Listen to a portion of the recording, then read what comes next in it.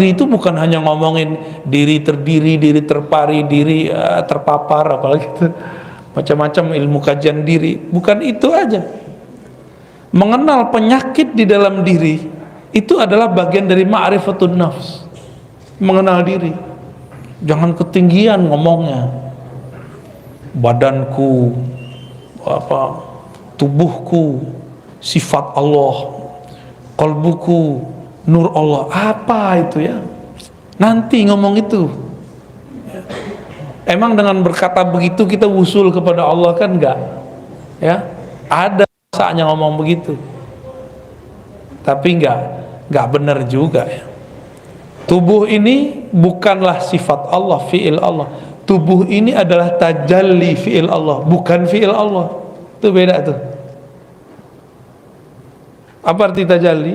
Allah menunjukkan perbuatannya lewat tubuh kita. Maka orang yang mengenal struktur dalam dirinya, dia akan mengenal bagaimana cara Allah berbuat ke dalam dirinya. Bukan berarti dia jadi Allah kalau habis kenal diri.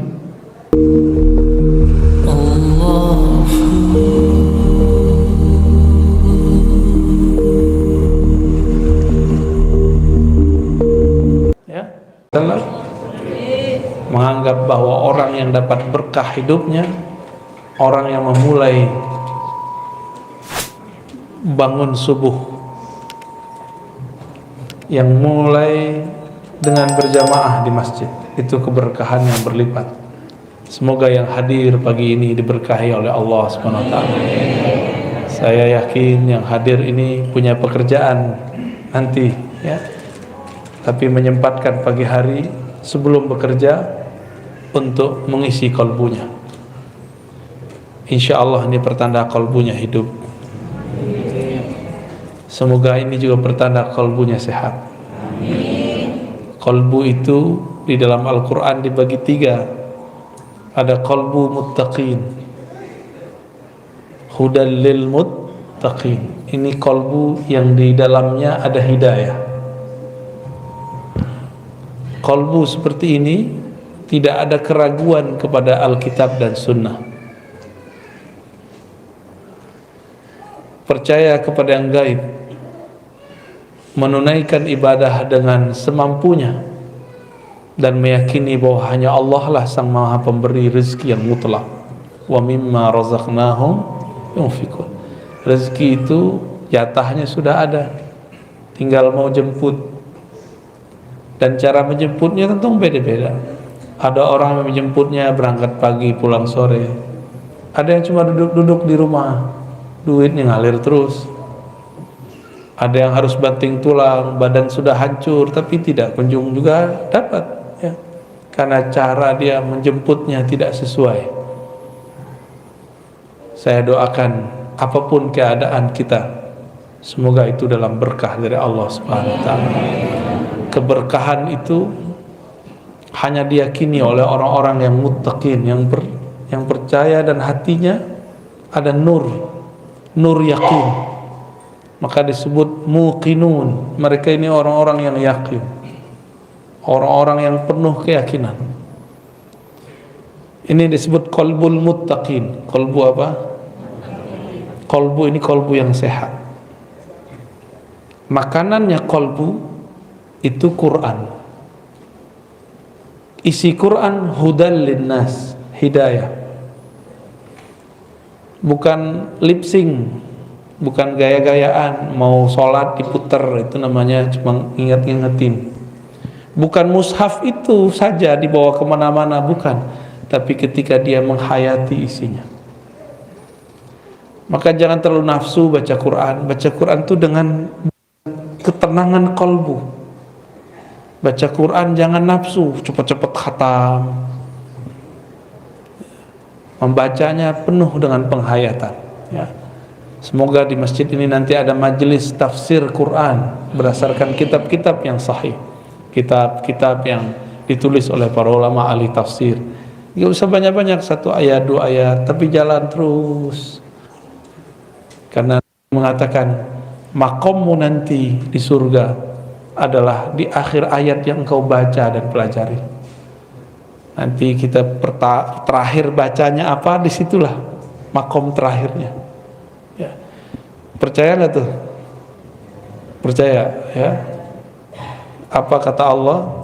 Irqi, naiklah kamu. Makomnya naik terus, satu ayat beda dengan orang di samping, itu udah ibarat langit satu dengan langit dua. Makomnya sangat jauh sekali. Ini kolbu yang pertama, kolbul muttaqin. Ada yang kedua, kolbul kafirin, kolbu orang-orang yang kafir. Kolbu orang yang kafir ini sawaun alaihim a'anzartahum am lam tunzirhum la yu'minun. Kolbu dia keras, mau diingatkan sama. Buat majelis gak buat majelis, bagi dia itu masalah. Azan keras-keras bagi dia masalah. Semoga tetangga-tetangga masjid di sini kolbunya tidak ada yang kolbul kafirin. Ya. Malah senang kalau di depan rumahnya banyak berjejer mobil, motor. Ketika orang ramai ke masjid, dia rela. Ketika pintu pagarnya tertutup, itu orang kolbu pertama, bukan kolbu yang kedua. Kolbul kafirin, Allah kunci kolbunya, khatamallahu ala qulubihim. Walaupun kita sodorkan ayat kepadanya, kita sodorkan hadis kepadanya, tapi dalam pendengaran mereka, penglihatan, di kolbunya ada ghisyawah, tutupan. Inilah yang membuat mereka tidak dapat menangkap rahasia ayat.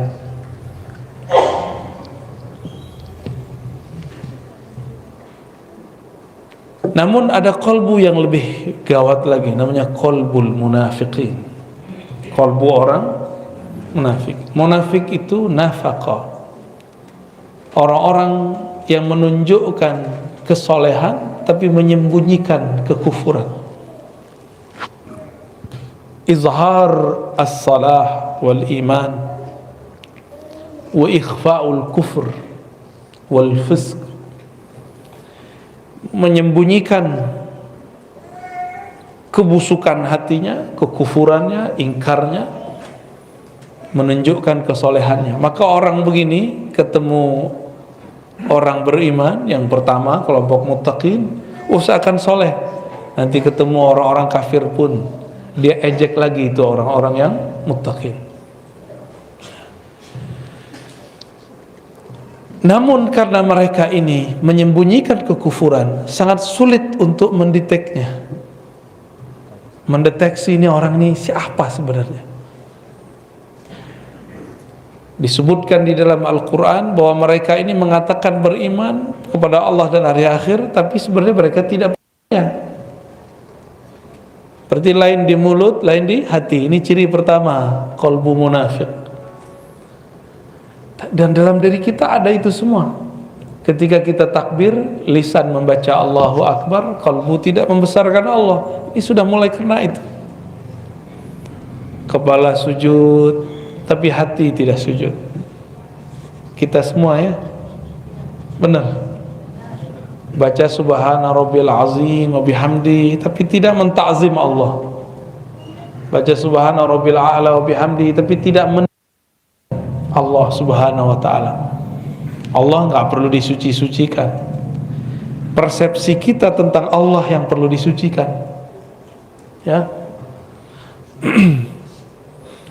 Mereka ini yukhadi'un, mereka ini mencoba menipu Allah dan orang-orang beriman. Dikira kalau berpenampilan yang saleh, berkalam-kalam yang Arabik ya, ke Arab-Araban, berpenampilan seperti ahli salat, bisa menipu orang beriman, bisa menipu Allah subhanahu wa ta'ala. Ini orang sibuk dengan penampilan, nggak sibuk dengan yang di dalam batinnya. Inilah nasib orang-orang munafik, disebut qalbul munafiqin. Qalbu munafik itu dikatakan dalam Al-Quran, fi qulubihim marad, di kalbu mereka ada penyakit-penyakit. Ayat ini menunjukkan bahwa penyakit itu tidak hanya yang zahir, penyakit pala. Kalau bapak ibu ini penyakit kantong ya, ngomong sama dia duit aja isi otaknya. Apa kabar? Ah, dompet kurang. Omongannya duit.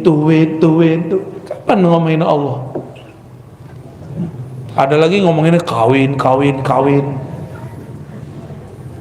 Kapan membicarakan Allah Subhanahu wa ta'ala? Maka disebutkan dalam ayat lain, wala yazkurunallaha illa qalila. Munafik itu kalbunya tidak ingat, tidak sebut Allah kecuali sedikit.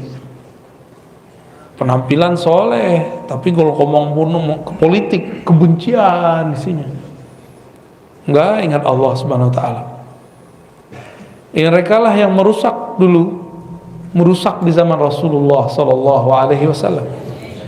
Mereka tidak punya tempat di sisi Rasul sallallahu alaihi wasallam. Maka mereka membuat masjid baru, tandingan masjid Nabi, masjid Dirar, masjid yang ingin merusak barisan umat Islam, masjid tandingan. Tapi ketika mereka makar, Allah pun bermakar, karena makar itu dibuat oleh hamba Allah. Si hamba tunduk kepada Allah Subhanahu wa ta'ala. Ketika mereka makar, apa yang terjadi? Allah pun menyusun skenario sendiri. Tiba-tiba Rasulullah mengirim Ibnu Malik untuk nyamar jadi orang munafik. Satu kali Nabi SAW diundang oleh beberapa sahabat untuk makan di rumahnya. Ketika giliran sampai di seorang sahabat, Nabi diminta sholat di rumahnya. Ternyata ini rumah baru diresmikan. Itulah dalil kalau kita baru naik rumah, diundang ulama, guru ngaji, sholat di situ. Sholat sunnah kah atau sholat apapun, itu bukan bid'ah ya. Nggak tahu, tanya aja dalilnya. Jangan bilang bid'ah mulu ya. Apa istilah orang sini? Kalau rumah baru kita huni itu apa? Naik rumah ya. Bener. Samalah dengan istilah kampung saya. Makanlah Nabi SAW di sana. Selesai makan, ngobrol. Tahu-tahu Nabi nanya, "Aina fulan? Aina Ibn Malik? Mana si Malik?"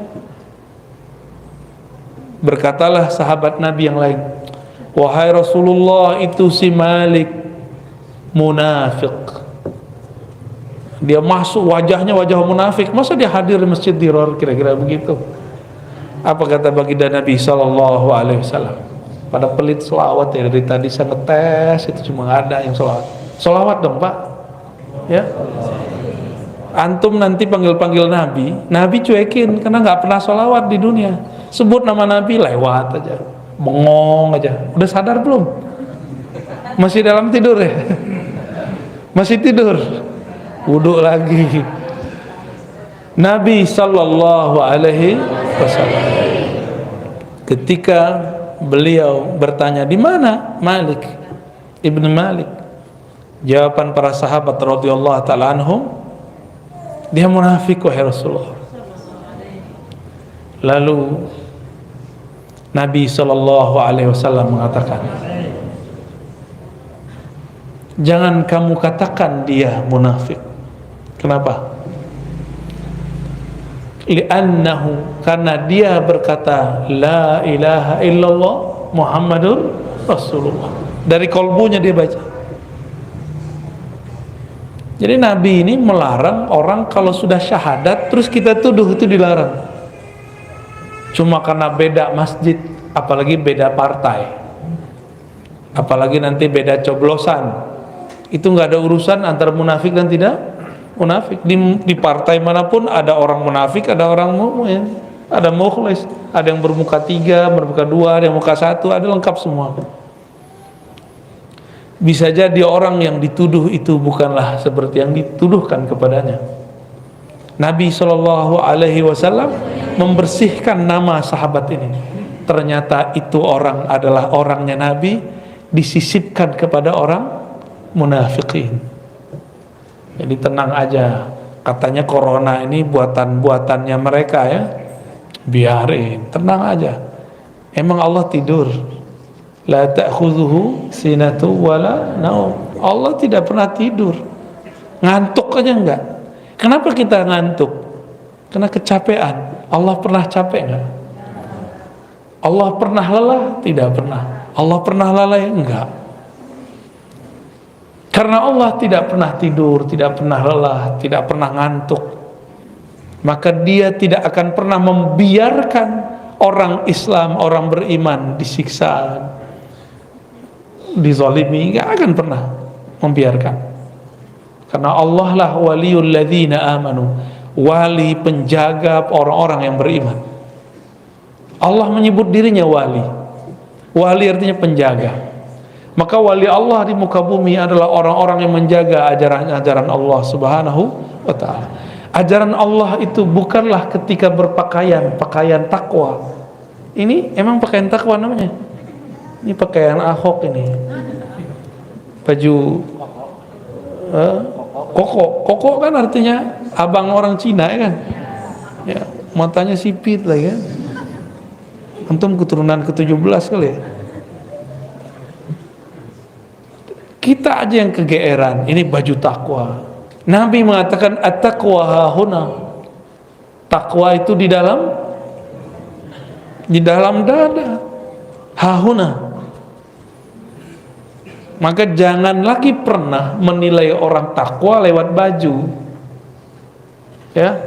Ini majelis subuh yang diberkahi Allah. Jangan nilai orang takwa lewat penampilan. Kalau ibu-ibu tuh model jilbab, apa urusannya model jilbab? Yang penting tutup aurat, ya. Tutup aurat, tidak transparan, tidak ketat, udah muslimah, islami. Kalau bapak-bapak ini apa baju takwanya? Koko lagi, ya salah. Nabi SAW, percaya atau tidak, Nabi itu suka pakai baju impor. Mumpung orang Batam dekat sama Singapura, ngimpor gitu. Enggak begitu. Nabi ngimpor baju, pakai baju mustawradat yang didatangkan dari luar, karena Nabi SAW di zamannya orang tidak produksi di Mekah, di Madinah, semuanya dibeli dari luar. Ya, marhaban, Kiai, fadal, Kiai. Ta'al. Syifaul qulub. Allahumma shalli wa sallim. Allahumma shalli. Fadal. Aqalbu munafiqin, inilah yang perlu kita kenal. Ada enggak karakter itu dalam diri? Sehingga ketika kita mengenal karakter itu, kita dapat mengenal cara kembali kepada Allah Subhanahu wa ta'ala. Inilah cabang dari pengetahuan. Man arafa nafsahu faqad arafa rabb. Jadi mengenal diri itu bukan hanya ngomongin diri terdiri, diri terpari, diri terpapar, apalagi itu macam-macam ilmu kajian diri. Bukan itu aja. Mengenal penyakit di dalam diri itu adalah bagian dari ma'rifatun nafs. Mengenal diri. Jangan ketinggian ngomongnya. Badanku, tubuhku, sifat Allah, qalbuku, nur Allah, apa itu ya? Nanti ngomong itu. Emang dengan berkata begitu kita wusul kepada Allah kan enggak? Ya, ada saatnya ngomong begitu. Tapi enggak benar juga ya. Tubuh ini bukanlah sifat Allah, fi'il Allah. Tubuh ini adalah tajalli fi'il Allah, bukan fi'il Allah. Itu beda tuh. Apa arti tajalli? Allah menunjukkan perbuatannya lewat tubuh kita. Maka orang yang mengenal struktur dalam dirinya, dia akan mengenal bagaimana cara Allah berbuat ke dalam dirinya. Bukan berarti dia jadi Allah kalau habis kenal diri. Ya. Kalau kenal qalbu, kenal nur, Rasulullah Sallallahu Alaihi Wasallam. Belum tentu juga ini kolbunya kolbu yang mana. Maka pembukaan kajian kita dimulai dari pembagian kolbu. Kolbu apa yang pertama tadi? Kolbul muttaqin.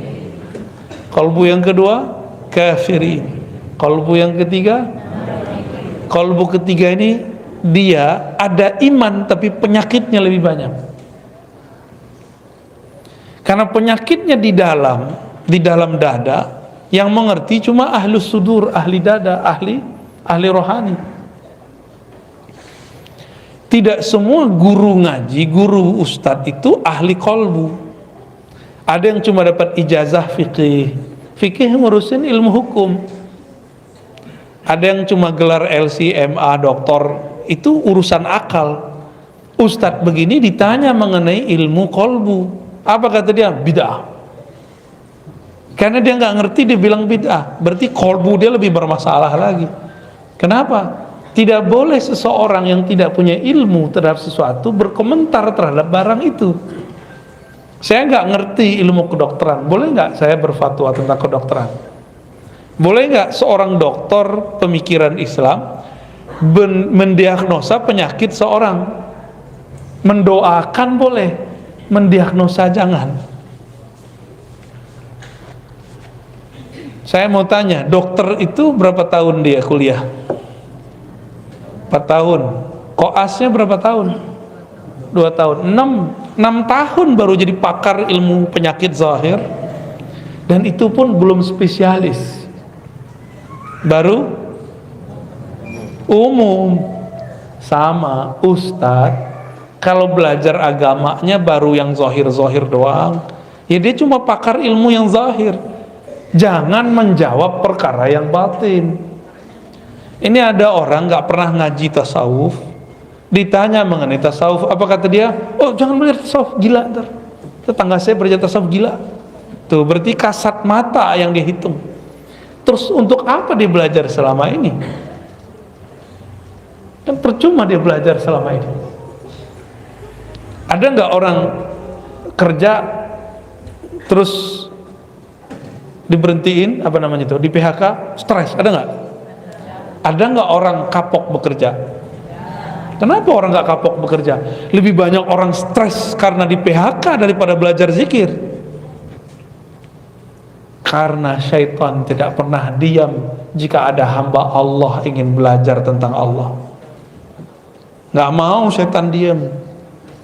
Makanya guru-guru ngaji, guru-guru tasawuf, guru-guru mursyid tidak akan dibiarkan oleh syaitan, kecuali dia akan membisikkan wali-walinya, wali-wali syaitan, untuk ikut menyerang ahli-ahli tasawuf itu.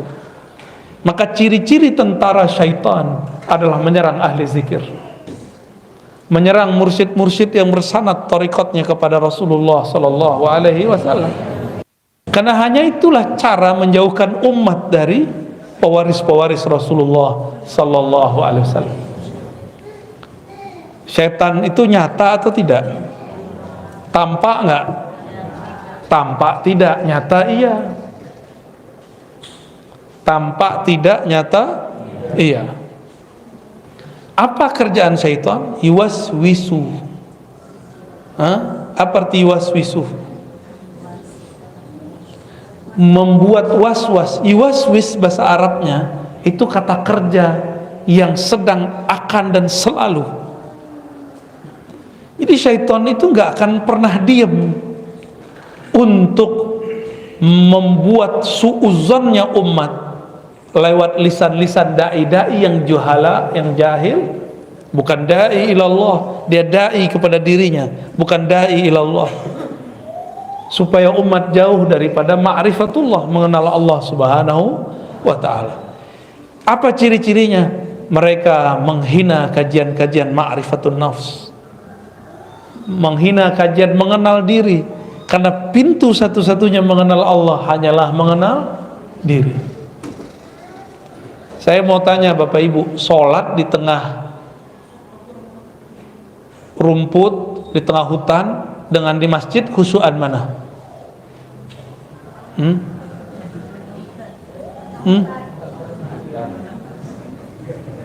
Sholat ada gemercik air tambah khusyuk nggak?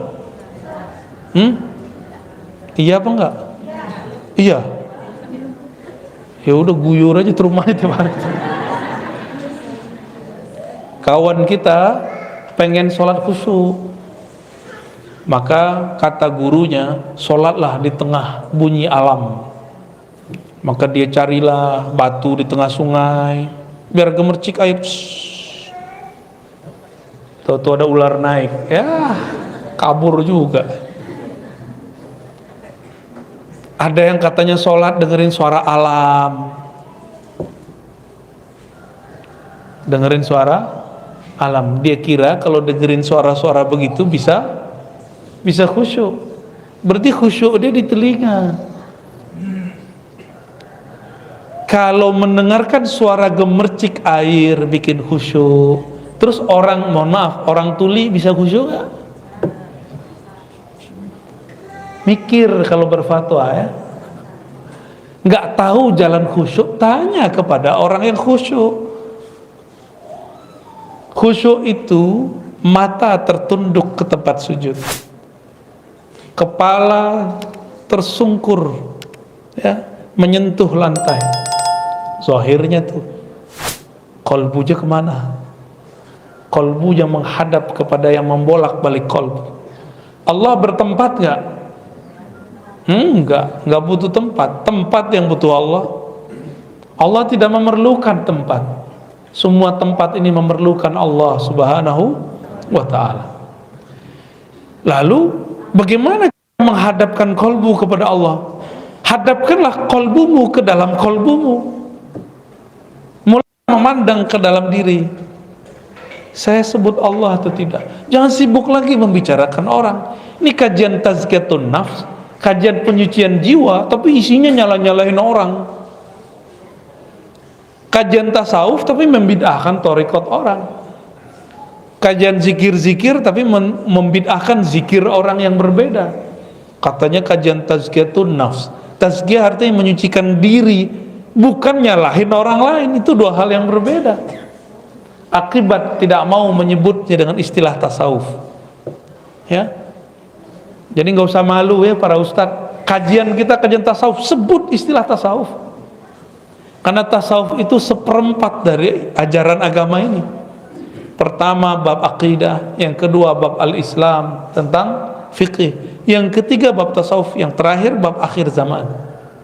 Tapi jangan salah guru juga tuh akhir zaman. Kalau nggak beres yang nomor tiga ini jadi cocok logi, karena galau, kolbunya nggak selamat. Udah berapa kolbu kita? 3. Orang kolbu munafik ini wajahnya terlalu banyak, terlalu banyak. Datang ke orang beriman, dia ngaku beriman. Datang ke kelompok A, seakan-akan dia kelompok A. Nanti ketemu yang nggak percaya kepada Allah, oh dia ejek-ejekin tuh orang beriman, kawan-kawannya. Saya itu kalau ke masjid itu nggak enak sama tetangga. Nanti kalau dilihat sama tetangganya, kok kamu duduk sama orang itu? Ya, jaga persahabatan. Selalu bermanis-manis mulut. Orang-orang munafik itu diajak buat baik, apa kata dia? Oh, kami lebih baik. Innama nahnu muslihun, kami udah duluan daripada ente. Ya. Diajak beriman, dia bilang, orang beriman itu orang-orang bodoh itu. Nih, mukanya banyak, mukanya terlalu banyak. Bapak Ibu yang melakukan Allah, jangan banyak-banyak muka. Muka kita cukup satu, menghadap kepada Allah Subhanahu wa taala. Wajjahtu wajhiya lilladzi fattaras samawati wal ardh. Aku hadapkan wajah. Wajah itu adalah sesuatu yang menghadap. Maka disebut ini wajah. Padahal ini bukan wajah sebenarnya. Wajah yang sebenarnya bukan ini. Wajah itu ada di kolbu. Kolbu itulah yang menghadap kepada Allah Subhanahu wa ta'ala. Ada sebenarnya kolbu yang di atas 3 kolbu ini. qalbul aulia, kolbunya para wali. Apa ciri-ciri kolbu para wali? Salamatu sudurihim, sodornya, dadanya, hatinya selamat daripada penyakit-penyakit kolbu. Enggak hanya itu, dia selamat daripada su'uzzan. Tidak hanya itu, selamat dari syak. Ini kolbu para wali, dan di dalamnya berisi tentang berlian-berlian ma'rifatullah, mengenal Allah subhanahu wa ta'ala. Maka para aulia itu di kolbunya ada kitab, baca ayat, ada ustadz baca ayat, wali baca ayat, hasilnya beda. Karena di kolbu dia ada kitab yang Allah turunkan ke dalam kolbunya, itu disebut ilmu laduni. Kolbunya wali Allah ini la khaufun alaihim wala hum yahzanun. Mereka tidak gelisah, gak ada sedih yang berkepanjangan. Kenapa? Qulubuhum ma'muratun bi dzikrillah. Kolbu mereka makmur menyebut nama Allah. Ramai di kolbunya sebutan asma, nama-nama Allah subhanahu wa ta'ala. Masih ingat waktu kecil dulu takut ada pohon besar, lampu nggak ada. Ini Batam ini kan baru banyak lampunya kan beberapa tahun belakangan ini aja. Dulu-dulu kan belum ya. Yang faham maksud saya, kalau kita lewat di satu tempat yang gelap, kita kata orang ngucap gitu ya. Ngucap apa? Guru saya diajarin sama dokter. Ngucap pak, dia nggak tahu itu ulama. Maka dia kerjain tuh dokter, ngucap. Lagi diperiksa sama dokter, dia sakit, tapi nggak kelihatan sama alatnya.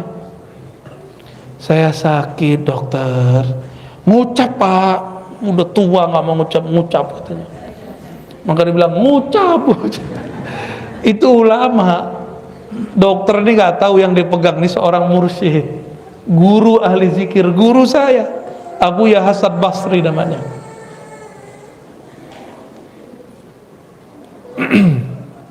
Ya kadang-kadang kita menggarami laut. Nah ini kadang-kadang nggak nyadar juga ya.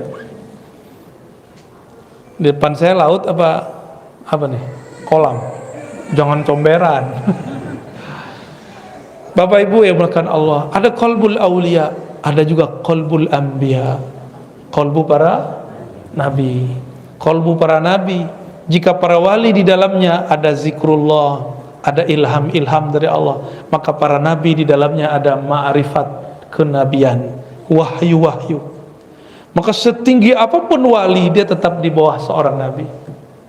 Gak ada wali yang lebih tinggi daripada nabi.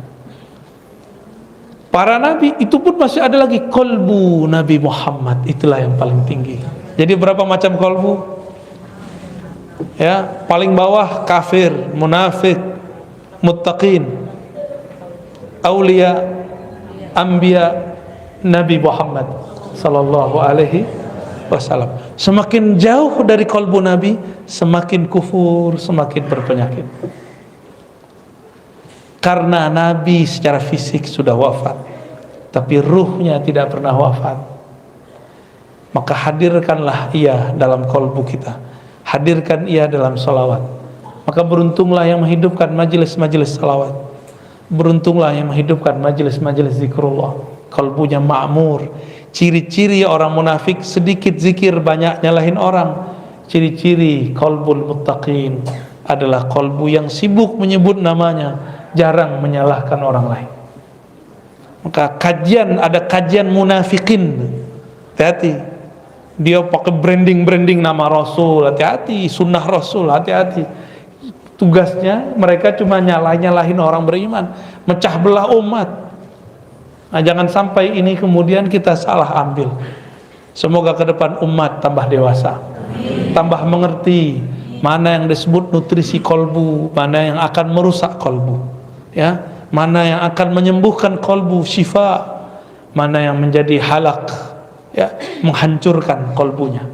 Allahumma amin ya rabbal alamin. Gimana Pak? Udah?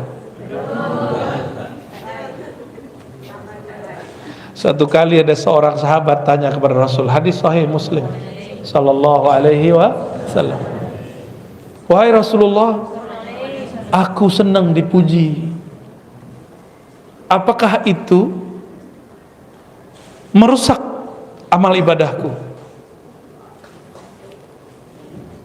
Aku dipuji orang lain padahal aku tidak memulainya, tapi senang gak dipuji? Ini contoh nih, kalau nggak senang dipuji kita cek posting sesuatu di like orang, senang nggak? Tuh berarti senang dipuji, ya. Jangankan antum, itu kiai samping saya aja begitu kok. Itu normal, sisi manusiawi. Sisi kalau nggak manusia. Tapi kita nggak niat mau dipuji, ininya bedanya, ya. Bedanya apa? Posting biar ada yang like, itu bahaya tuh. Posting aja, share aja, tapi jangan niat mau dipuji. Dua hal yang beda. Apa kata Nabi Muhammad sallallahu alaihi wasallam?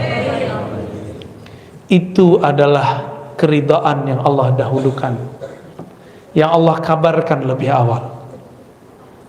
Jadi kalau kita dipuji orang, lalu kita anggap ini Allah yang memuji, digerakkan lewat mulut orang itu, ini disebut dengan apa? Barusan sudah saya sebut, kabar gembira yang sudah didahulukan. Jadi kita ini diterima di sisinya, maka Allah gerakkan makhluk-makhluk ini memujinya. Ternyata ada namanya ma'rifatul hub, ma'rifat cinta. Allah itu adalah maha mencinta, maka dia menyebut dirinya yuhib. Innallaha yuhibbul muttaqin, innallaha ma'as sabirin, ya.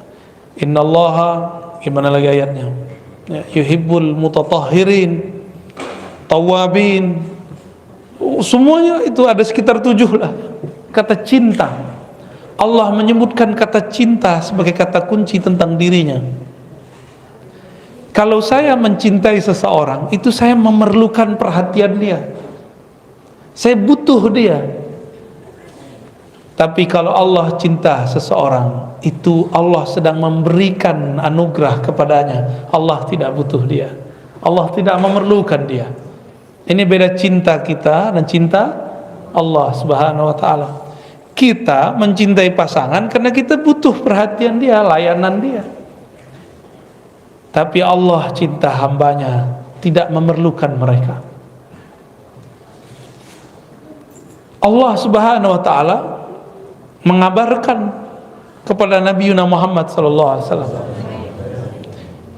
jika Allah mencintai seseorang, idza ahabballahu 'abdan, maka Allah memberitahu kabar kepada Sayyidina Jibril, ya Jibril, inni uhibbu fulanan, wahai Jibril, aku cinta kepada si fulan, fa ahibbahu, maka cintailah ia.